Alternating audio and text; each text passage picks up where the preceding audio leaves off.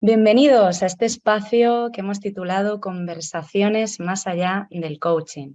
Este espacio tiene como objetivo ampliar perspectivas, horizontes, ampliar miradas en torno al mundo del coaching.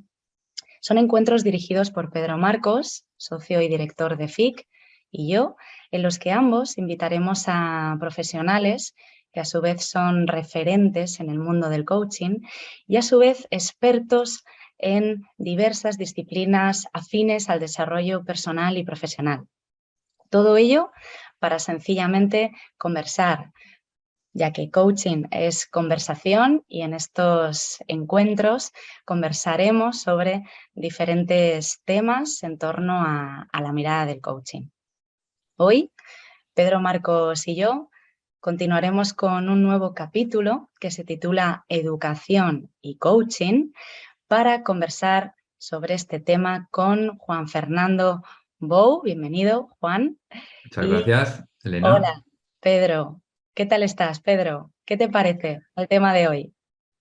Pues hombre, el tema de hoy yo creo que es un tema que siempre es muy recurrente, porque quien más, quien menos nos afecta de alguna manera. Algunos más, algunos menos, pero a todos nos afecta. Y yo creo que el poder tener esta perspectiva dual entre el mundo de la educación y el mundo del coaching va a ser increíble. Y bueno, yo creo que tenemos a una persona que nos va a resolver muchas dudas y nos va a aportar pues esa mirada, ¿no?, que tú decías que pretendemos ofrecer, que va más allá de lo que es coaching. Y quién mejor pues que Juan Fernando para poder compartirlo con nosotros y con las personas que luego nos vean en este vídeo. Genial. Muchas gracias, Pedro, por la presentación, por la invitación. Gracias a ti, Elena, que nos conocemos desde hace más tiempo, y muchas gracias también por la introducción que has hecho de esa relación que yo creo que es necesaria entre la educación y el coaching y que ahora iremos avanzando. Gracias a EFIC también por hacer estos eventos, ¿no? Estos conversatorios que son tan necesarios. Gracias, Juan. ¿Y qué os puedo contar también brevemente de Juan Fernando Bou, para aquellos que no le conozcáis tanto? Juan es psicólogo, a su vez también es coach senior, certificado, autor de 5 libros, y la razón por la que está aquí es que es pionero en coaching educativo en España. Hoy abrimos esta conversación, Juan, con la siguiente pregunta que hemos pensado para ti, que es, Juan, como pionero en coaching educativo, ¿cuáles consideras que han sido los cambios en España en los últimos años con respecto a llevar el coaching al sistema educativo? Bueno, yo creo que, como estamos viendo, los cambios hoy en día se producen muy rápidamente. En España han ocurrido en estos últimos 20 años muchísimos cambios a nivel político, a nivel social, a nivel transformacional, y todos estos cambios al final acaban afectando al mundo de la educación para bien o para mal. Algunos de los cambios que yo diría que han influido en el mundo educativo y que nos han permitido introducir en esta disciplina del coaching educativo sería, yo creo que desde hace en torno a 10 años, la idea de que la metodología tradicional ya no cabía dentro del aula. Esta metodología donde el profesor era el referente, donde transmitía la información, donde había un proceso de transformación o de comunicación. Y yo creo que todos los centros, no hay hoy en día un centro que se precie que no utilice una metodología diferente, una metodología que llamamos del siglo XXI, una metodología activa, que podría ser un aprendizaje basado en proyectos, un cooperativo, una inteligencias múltiples, y ahí es donde nosotros hemos tenido cabida, ¿no? En realidad nosotros nacimos la especialidad del coaching educativo como una herramienta más, pero con el paso de los años queremos que se convierta también en una metodología activa al mismo nivel que estas que estoy comentando. Por lo tanto, esto nos ha dado una puerta de entrada al mundo de la educación, y yo creo que esto es interesante. Pero luego hay más cosas, ¿no? Tenemos la dotación, ¿no?, o la puesta en solfa de algo que veníamos trabajando desde hace 20 o 30 años, que es la inteligencia emocional. El tema de las emociones ha entrado con fuerza dentro de las aulas desde hace más de 15 años aproximadamente, Y yo creo que era necesario, ¿no? Porque esto nos lleva al trabajo no solo de las competencias curriculares, sino también a otras competencias que creo que son fundamentales, clave, que están casi al 50% de las curriculares, como son las sociales, las emocionales, las lingüísticas, y ahí entra mucho el lenguaje, porque el lenguaje sabemos que es conversación, sabemos que es saber utilizar el tema de la comunicación, y otras competencias como pensamiento crítico, que desde el punto de vista del coaching, el trabajo de las creencias es fundamental.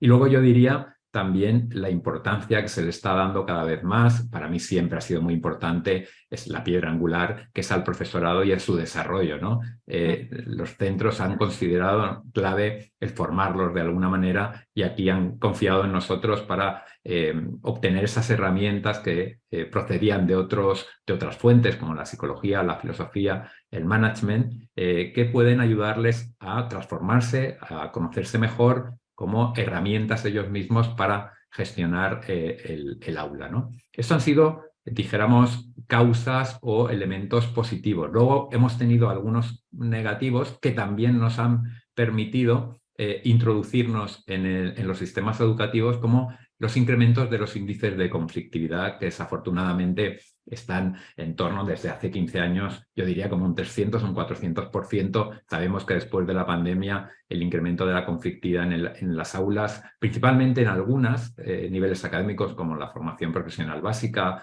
o en primero de secundaria, últimos cursos de primaria, pero que está creciendo en torno a un 30, un 35%, y esto impacta de manera fundamental, clave, en el rendimiento académico y en la gestión de la convivencia de los centros, en los absentismos, en la degeneración del trabajo del profesorado y los incrementos de ansiedad y depresión con muchas bajas. Y ahí también podemos ayudar nosotros. Quiero decir, nosotros tenemos herramientas que ayudan al desarrollo personal y profesional del profesorado, pero que les da también técnicas o recursos para gestionar mejor este tipo de conflictos o, sobre todo, prevenirlos, ¿no? Y luego hay algo clave también que nos impacta a la hora de entender el sistema educativo, que es la profesionalización de los equipos directivos, que ya los que procedemos del mundo de los recursos humanos, del mundo de la empresa, ya íbamos solicitando, ya íbamos pidiendo hace tiempo, ¿no? El equipo directivo de hace 10 años no tiene nada que ver con el equipo directivo de un centro educativo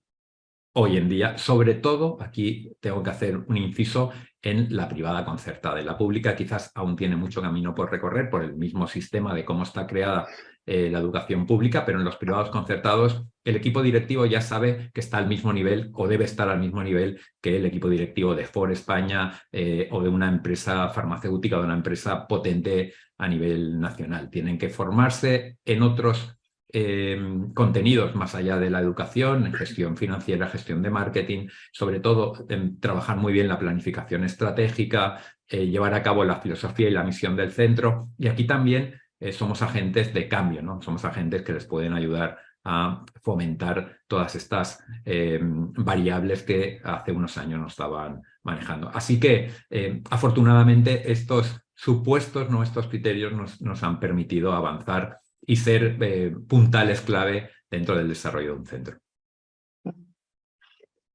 Qué bueno, Juan Fernando, escucharte, sobre todo por la claridad con la que transmites unas ideas que a veces parecen como muy etéreas, ¿no? Porque cambiar el sistema educativo, cambiar la educación es como algo a veces que parece como súper ambicioso y en realidad quizás se pueda ir haciendo poco a poco con Poquito a detalles poco. como lo que nos has dicho, ¿no? Ya escuchar el hecho de que en parte de la educación privada concertada y haya esa mirada de profesionalizar de una forma diferente a los equipos directivos, a los profesores y mirando, ¿no?, a esas empresas que llevan ya años haciéndolo, pues oye, pues eso es una gran noticia.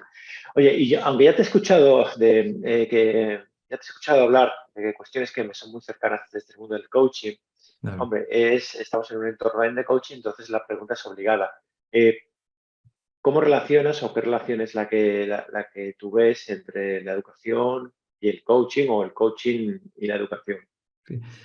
Fíjate que aquí me tengo que remontar un poco a los inicios, porque sabéis que yo me formé en coaching ejecutivo porque en España no había otra especialidad, lo hice con la Escuela Europea de Coaching y soy Executive Coach por ICF, la International Coach Federation, y en aquel momento cuando me estaba formando como Executive Coach, cuando me di cuenta que aquello que yo estaba recibiendo por parte de la escuela, quiero decir, todas esas herramientas podrían ser muy útiles adaptándolas al sistema educativo. En aquel momento, esos primeros años fueron complicados porque, si sabéis, el coaching nace desde el punto de vista desde lo individual. Nace en el mundo del deporte, en deportes individuales como el tenis y el golf, y sobre todo luego pasa al mundo de la empresa también para procesos de coaching individual con directivos y mandos intermedios. Cuando yo llego al mundo de la educación me doy cuenta que la educación es sistémica, la educación es integral, es colectiva, es de equipo. Entonces, como que no cuadraba muy bien la esencia del coaching, que era una esencia individual, con la colectividad de la educación. Y aquí es cuando paso de intentar entender al coaching como una caja de herramientas que nos permita aplicarlas en determinadas situaciones académicas de centro, a intentar pasarlo a una metodología activa más, ¿no? Sí que es verdad que estamos en el proceso, no podemos considerarnos como una metodología aún, pero yo creo que en el plazo de 10, 15 años podremos hacerlo, nos falta sobre todo esa base científica, pero que no nos preocupa porque, como sabéis, tanto Elena como tú, Pedro, la mayoría de herramientas de coaching proceden de fuentes solventes, quiero decir, científicamente probadas, ¿no? Como la psicología, la sociología, el management. Entonces, eso a mí me tranquiliza. Yo sé que la mayoría de herramientas de coaching funcionan empíricamente, o sea, sabemos que aplicadas en una situación de aula o de centro te llevan a la solución. Lo que pasa es que sí que nos falta esa base científica exclusivamente en el entorno académico. Pero todo llegará porque luego, si queréis, hablamos, estamos introduciendo también tentáculos en el mundo de la investigación y en el mundo de lo académico, sobre todo de las universidades, ¿no?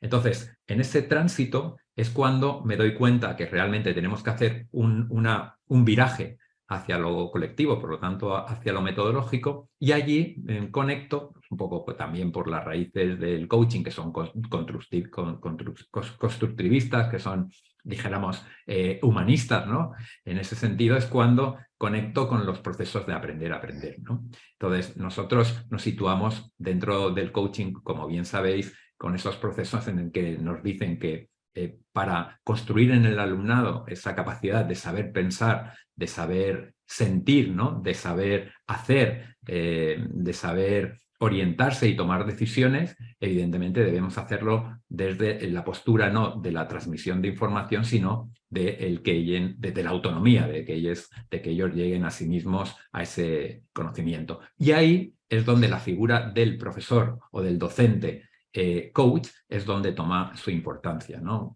Ahí es relevante, ¿no?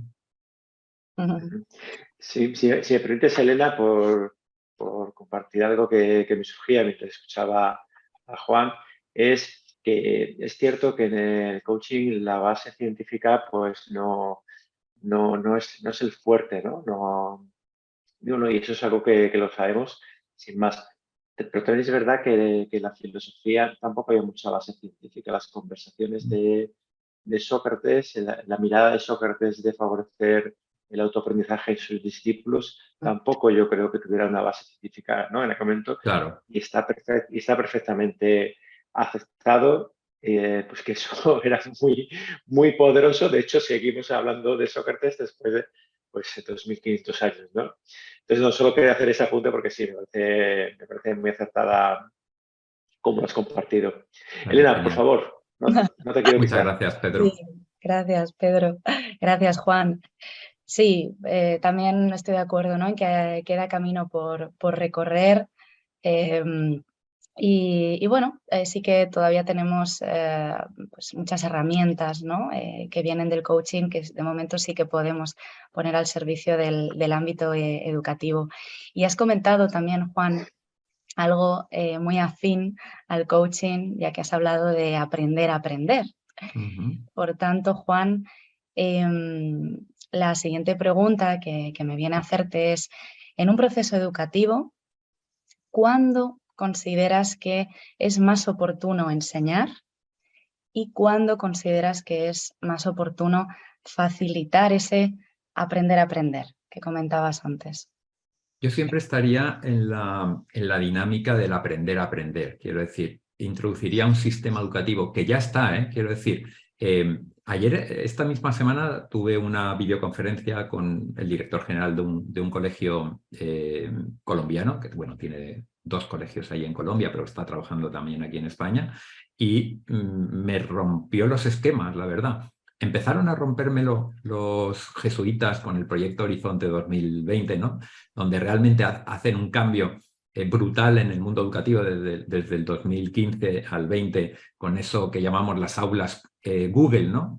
Ese cambio total no solo de la transformación de las relaciones entre el alumnado, ¿no? de distintos niveles académicos, sino también en la arquitectura escolar, que para una nueva metodología es necesaria, sino también pone las semillas para que se conforme una nueva filosofía, que existan colegios que trabajen de manera diferente. Pero yo no había sido consciente hasta hace bien poco, con esa videoconferencia que tuve con el director general, de que hubieran centros que tuvieran una manera diferente de funcionar. Quiero decir, donde el alumnado no tuviera horarios, no tuviera clases, no tuviera, dijéramos, una armonización, sino que cada uno tuviera un proceso de aprendizaje pactado inicialmente, con evidentemente los especialistas del centro junto con la familia, y que cada uno fuera a su ritmo y con espacios de aprendizaje colectivos e individuales donde los determinados profesores del centro manejaran esa variabilidad o ese equilibrio entre los contenidos curriculares y también los procesos, dijéramos, más sociales, ¿no? Más de incorporación a la sociedad o al mundo laboral, ¿no? Y he visto la ventana abierta porque dijéramos que estamos en un proceso como de transformación y vamos en el camino adecuado. De hecho, él me comentó que aquí en España él está asesorando a algunos centros educativos a que vayan en ese camino. En ese camino de lo que tú decías, Elena, y Pedro comentaba también del proceso de aprender a aprender. Pero un poco contestando a tu pregunta, yo digo, si tengo que elegir, evidentemente mi función principal sería estar en las metodologías menos directivas, más de aprender a aprender, pero en todos los procesos quizás hay algún momento en el que tú tienes que dar también tu opinión, ¿no? Entonces, yo empezaría siempre por un método más inductivo, en el que trabajo de la parte al todo, y luego quizás al finalizar podría dar mi opinión en un trabajo más deductivo, ¿no? Quiero decir, por ejemplo, ahora en este curso que tengo, que he diseñado hace poco, que es 8 casos prácticos de gestión de conflictos en el aula, que es muy participativo, aquí lo que planteo es casos prácticos reales que los participantes del curso trabajan en minigrupos. Ellos plantean una solución que comparten luego en el grupo general, y yo finalmente, esto diríamos que es un proceso más inductivo de aprender a aprender, pero finalmente yo luego les doy mi opinión de cuál puede ser la solución ante ese conflicto, ante esa incidencia, ante ese caso práctico, y aquí es donde diríamos que es más una transferencia de conocimientos, como tú decías. Gracias, Juan. Gracias, Elena. La verdad que escucharte, Juan, es que nos hace proyectarnos a un futuro que yo creo que ya es inminente, ¿no? Ahora, tan diferente con lo que hemos conocido años atrás, ¿verdad? Que nos puede parecer casi imposible. Ahora, a la vez, nos resulta súper atractivo porque es como adaptar lo que hemos vivido nosotros, pero de pequeños, o no tan pequeños, sí, ahora sí, más bien de pequeños, al día de hoy, ¿no? Claro.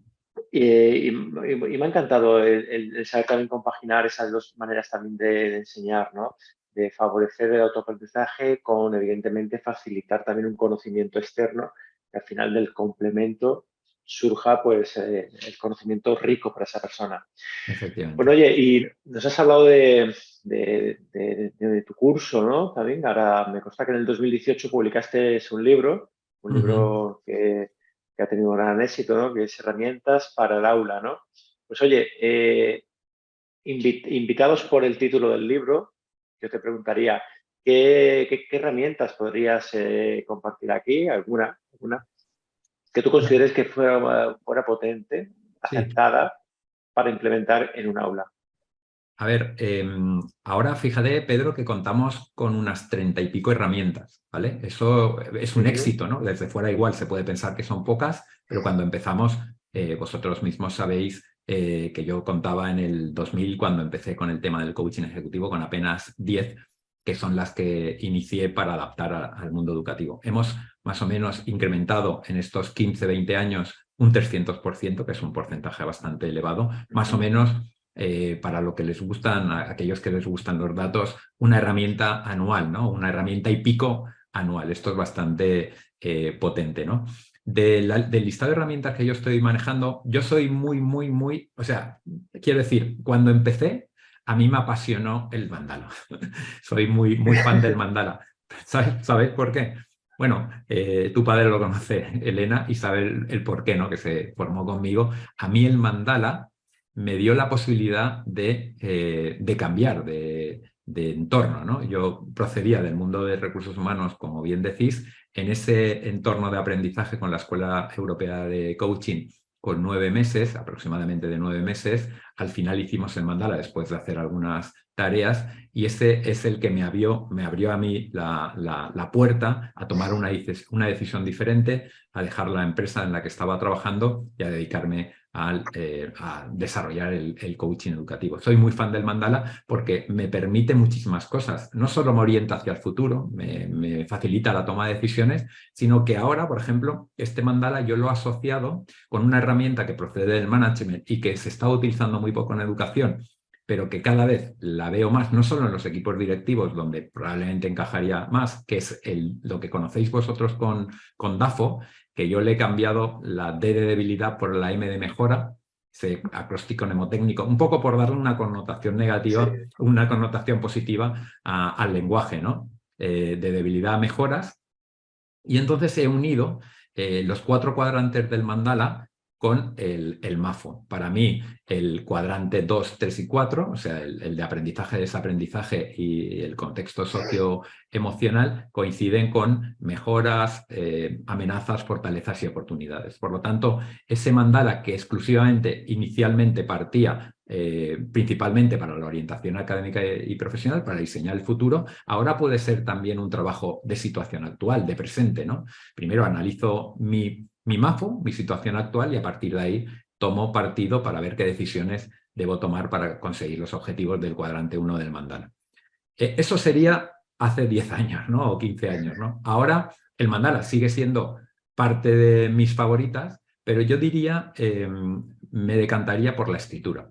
La escritura es una herramienta que me provoca muchísimas emociones y que tiene muchas posibilidades. Y además es bastante transversal. Sí que es verdad que en educación infantil para el alumnado no se puede aplicar, porque necesitamos que sepan escribir y que tengan cierto nivel de conciencia, pero a partir quizás del segundo ciclo o el primer ciclo de primaria, a partir de segundo o tercero de primaria, ya podríamos trabajar muy bien con la escritura y además podemos llegar hasta la edad universitaria, edad adulta, ¿no? Sin ningún tipo de problemas. Y además permite muchísimas cosas, ¿no? La escritura me permite autoconocerme, me permite pensar porque es un metapensamiento, me permite o me ayuda a tomar decisiones, es una herramienta que facilita, dijéramos, la autogestión del alumnado.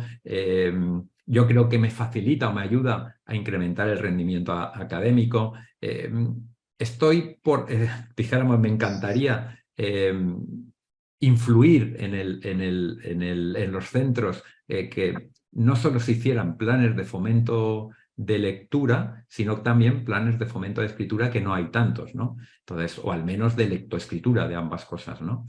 Y luego hay muchísimas herramientas, dijéramos, que sirven o que se pueden utilizar para varias cosas, o algunas que son más especializadas, ¿no? Ahora que estábamos hablando de conflictos, para prevenir o gestionar conflictos hay 2 clave, ¿no? Una que es la escala de evaluación, que procede del mundo de la psicología clínica, y la otra que probablemente conozcáis, que es más tradicional, que es la escalera de inferencias de Chris Argyris, ¿no? Donde realmente nos ayuda a entender cómo funciona el cerebro, ¿no?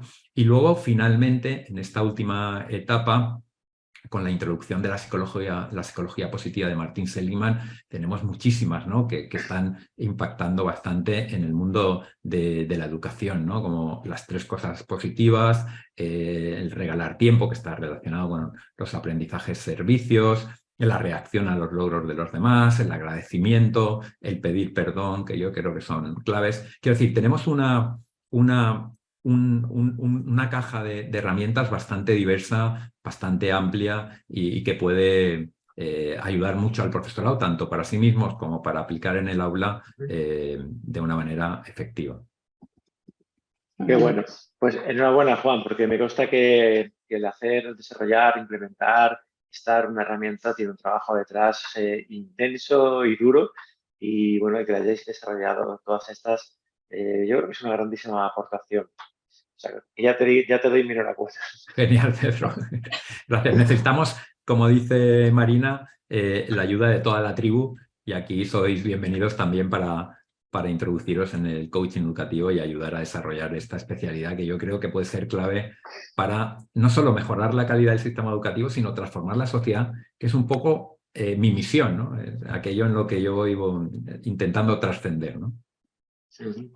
En relación a lo que has comentado, Juan, de las herramientas, me ha parecido muy interesante, la verdad. En mi caso, no me he leído tu libro de herramientas, aún no me lo he leído, pero tengo ganas de hacerlo. Sí que me leí el de coaching educativo que escribiste hace más tiempo.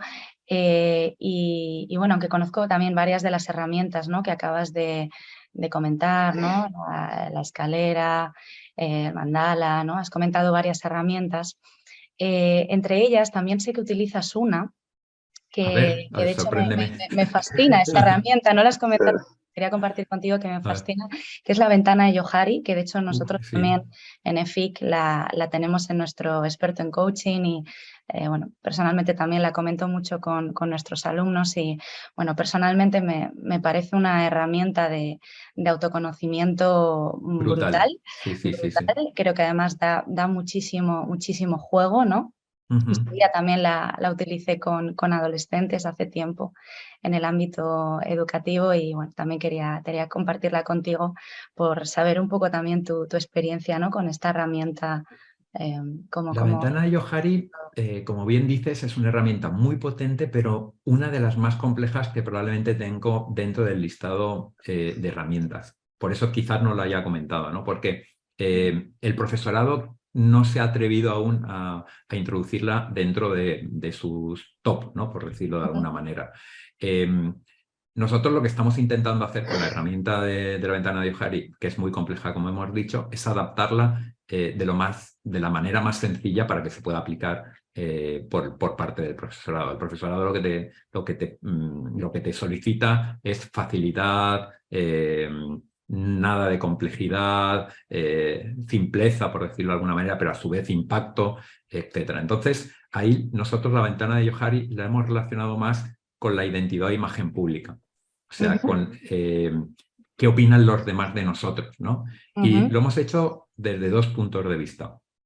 Bien, trazando un listado de adjetivos con una tabla que hagamos que el alumnado se autoevalúe con esa serie de adjetivos en relación a una rúbrica determinada y que esa misma autoevaluación luego la comparemos con la evaluación que han realizado el entorno, el que queramos, ya sea los compañeros de aula o la familia y el profesorado, y comparemos la autoevaluación que ha realizado el alumnado con la evaluación externa. Y ahí veamos un poco, saquemos conclusiones, ¿no? En el sentido de que, por ejemplo, si vemos que hay una visión diferente entre la evaluación y entre la autoevaluación y la evaluación, ahí tenemos que hacer una acción determinada, ¿no? O por defecto o por exceso, ¿no? Por defecto podría ser que tiene falta de autoestima o falta de autoconfianza, por exceso dijéramos que está sobrepasado, ¿no? Que quiere decir que probablemente está distorsionada la realidad, ¿no?, de la que está percibiendo, ¿no? Y luego la otra manera de aplicarlo es utilizando los 4 cuadrantes de la ventana de Johari, pero bajo la misma base de un listado de adjetivos. Ujú. Pero siempre en el panorama de autoevaluación comparándola con evaluación.